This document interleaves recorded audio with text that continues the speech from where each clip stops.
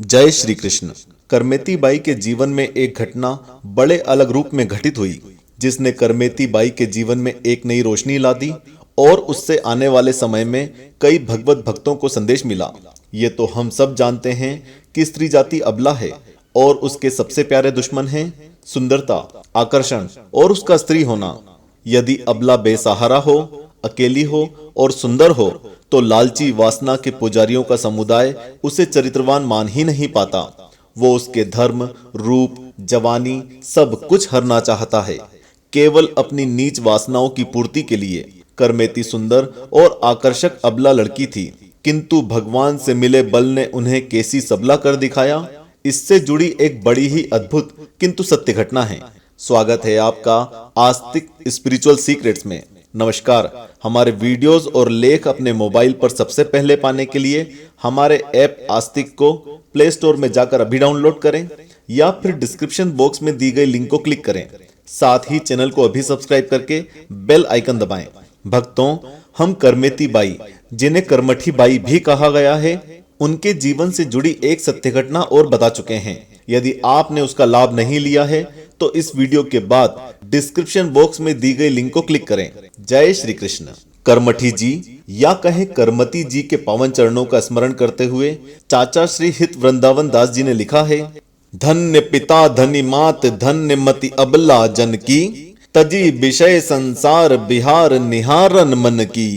Hasan bag इक जमन देख दुष्टता बिचारी, करी ना हर को रूप त्रास दे नाथ उबारी। हरिबंस प्रसाद ते बन फिरती भरी अनुराग की, हरि भजन परायन करमटि फबिनी काई भाग की।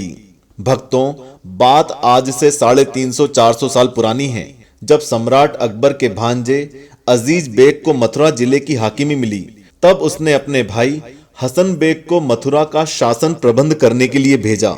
मथुरा में कुछ दिन रहने के बाद हसन बेग को श्री वृंदावन देखने की सूझी और वो उस जगह की अलौकिक छटा देखने के लिए श्री वृंदावन आया भी। जिस समय वह वृंदावन का निरीक्षण करता हुआ यमुना के तट पर टहल रहा था, उस समय उसने करमेती को स्नान करते हुए देखा।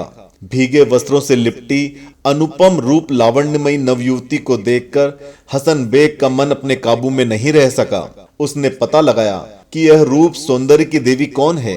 पूरा परिचय प्राप्त करके वह खुश हो गया, क्योंकि वह अच्छी तरह जानता था कि एक असहाय अबला को अपने माया जाल में फंसा लेना कुछ कठिन नहीं है। मथुरा आकर हसन बेग ने एक जाल रचना चाहा।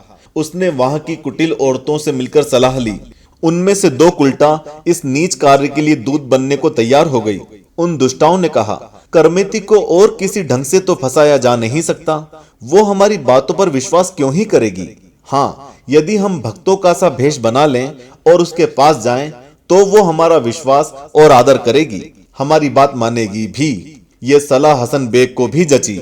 दूसरे दिन प्रातः काल वे दोनों भक्त के भेष में सजकर श्री वृंदावन गई और यमुना के घाट पर ही करमेती से मिली। उनकी भक्ति से भरी बातों को सुनकर करमेती ये समझ ही नहीं सकी कि ये जहर के लड्डू केवल ऊपर से ही शक्कर के बूरे से लपेटे गए हैं। करमेती ने उनका आदर किया और उन्हें साथ साथ अपनी कुटिया तक लेवा लाई। बहुत देर तक भगवत विषय पर चर्चा होती रही। अब तो वे हर दिन इसी तरह सवेरे सवेरे आती और करमेती जी की कुटिया में बैठकर घंटों सत्संग होता। धीरे धीरे करमेती जी का उनसे स्नेह सा हो गया। इसी तरह कितने ही दिन बीत गए। एक दिन वे कुछ देर से आई। उनके देर से आने पर करमेती जी ने सहज भाव से ही पूछ लिया, बहनों, आज इतनी देर कैसे हो गई? उन्होंने बनावटी खुशी और उमंग दिखाते हुए संकोच के साथ कहा, माता जी, क्या कहें, हमने चाहा तो बहुत कि आपकी सेवा में जल्दी आ जाएं, किंतु आ ना सकी, क्योंकि हमारे घर एक बहुत बड़े संत पधारे हैं। उन्हीं की सेवा में देर हो गई। बहुत बड़े संत पधारे हैं? सुनकर करमेती जी खुशी से भर गई, क्योंकि उनके जीवन का आधार संतों का संग ही था। करमेती बोली, बहनों, क्या मुझे भी उन महापुरुष के दर्शन हो सकेंगे? उन वेशधारी भक्तमतियों ने कहा, अवश्य अवश्य। जब कल आप यमुना स्नान करके लौटें, तब हमारी कुटिया, जो कि इस स्थान पर है, वहीं से होती हुई आए, या हम ही आपको यमुना पर मिल जाएंगे। उन कुटिल औरतों ने समझा हमारी दाल गल गई। वे जल्दी ही मथुरा आई और सारी बातें सुनाकर समझा बुझाकर हसन बेग को चुपके से वृंदावन ले आई। उन्होंने एक कुटिया में उसे लाकर बिठाया और उनमें से एक दूत बनकर दूसरे दिन प्रातः काल यमुना पर करमेती जी से जा मिली और उन्हें साथ लेकर अपनी कुटिया पर संत के दर्शन के लिए लेवा लाई। करमेती को कमरे के भीतर पहुंचाकर बोली, अरे मालूम होता है वो संत कहीं बाहर चले गए हैं। अच्छा, मैं उन्हें शीघ्र बुलाए लेती हूँ, तुम यहीं ठहरो। कहकर वो कमरे के बाहर चली गई और चलते चलते वह छिपे हुए हसन बेग को करमेती के आने का संकेत कर गई। कमरे के बाहर निकलकर उसने जल्दी से किवाड़ लगाकर बाहर से सांकल चढ़ा दी। करमेती अभी तक भी कुछ समझ नहीं पाई थी, किंतु जब उन्होंने हसन बेग को अपनी ओर आते देखा तब उन दुष्ट औरतों की सारी चाल समझ गई। वो घबराकर मन ही मन प्रभु से अपनी लाज बचाने की प्रार्थना करने लगी। तब तक हसन बेग करमेती के पास आकर बोला, सुंदरी, तुम जिस साधु का दर्शन करने आई हो वो साधु मैं ही हूँ। ऐसा कहकर वो करमती को अपने आलिंगन बांधने के लिए लपका।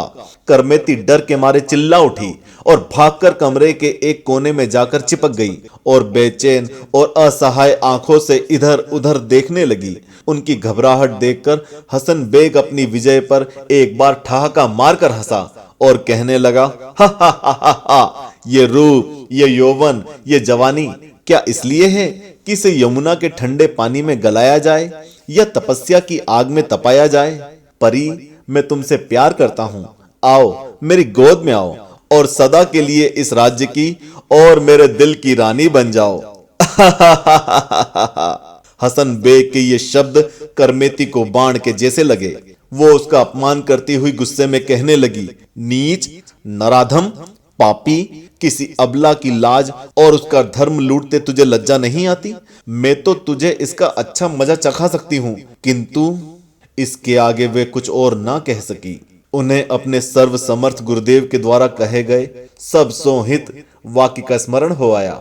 वे रोने लगी। इधर तीव्र काम वासना से बेचैन और पागल और वासना के नशे में अंधा हसन बेग करमेती की ओर बढ़ता चला आया। उसने करमेती को छूना चाहा, किंतु देखता क्या है, ये सुंदरी नहीं, भयानक शेरनी है और मुझे खाना चाहती है। बड़ी बड़ी लाल लाल गुस्सेल आंखों से मेरी ओर घूर रही है और गुस्से से भरकर गुर्रा रही है। उस कुटिया के अंदर अपने सामने एक शेरनी को देखते ही उसकी कामना वासना रफू चक्कर हो गई। उसके प्राण कांप गए।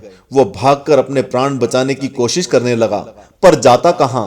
बाहर से तो सांकल बंद थी। वो घबराकर बार बार किवाड़ों से अपना हाथ पटकता और चिल्ला चिल्ला कर किवाड़ खोलने की पुकार करता। उसका सारा शरीर मारे भय के कांप रहा था। उसने लौटकर देखा तो शेरनी उसी की ओर बढ़ी आ रही थी। क्रोधित शेरनी को अपनी ओर आते देखकर भय के मारे मिर्जा हसन बेग का पजामा बिगड़ गया और वो मूर्छित होकर दरवाजे के पास गिर पड़ा। जाने कितनी देर तक वो बेहोश पड़ा रहा। पीछे से उन भक्त बनी कुटिल औरतों ने किवाड़ खोले और उसे सचेत किया। तब वहां ना तो करमेती थी और ना ही शेरनी। इस घटना से हसन बेग को बड़ा आश्चर्य हुआ। करमेती से शेरनी हो जाने और फिर गायब हो जाने की बात तीनों को आश्चर्य में डाल रही थी। इसलिए रहस्य का पता लगाने के लिए हसन बेग ने उन कुलटाओं को फिर करमेती के पास भेजा। उन्होंने जाकर देखा कि करमेती जी अपने ठाकुर जी की पूजा सेवा कर रही हैं, पर करमेती जी ने घटना के विषय में और ना ही किसी दूसरे विषय पर उनसे बात की। उन्होंने देखा करमेती जी प्रसन्न हैं, उनके चेहरे पर क्रोध का कोई चिन्ह ही नहीं है। लौटकर उन्होंने सारा समाचार हसन बेग को सुना दिया। हसन बेग पर इसका बड़ा असर पड़ा और वह बहुत सा धन लेकर करमेती जी के पास गया, किंतु करमेती जी ने उसमें से कुछ भी स्वीकार न करके वो सब धन साधु संतों की सेवा में लगा देने की आज्ञा दी। हसन बेग ने वैसा ही किया। इस तरह श्री करमेती बाई के संपूर्ण जीवन में देखा गया कि उनमें अपने व्रत की दृढ़ता, साधु सेवा और गुरु सेवा की निष्ठा के साथ प्रभु के प्रति अनुराग, क्षमा, दया, कोमलता, सरलता, उदारता और पवित्रता कूट कूट कर भरी थी। ऐसी महान संत करमेती बाई के चरणों में हमारा बारंबार प्रणाम है। जय श्री कृष्ण। बोलो राधे राधे।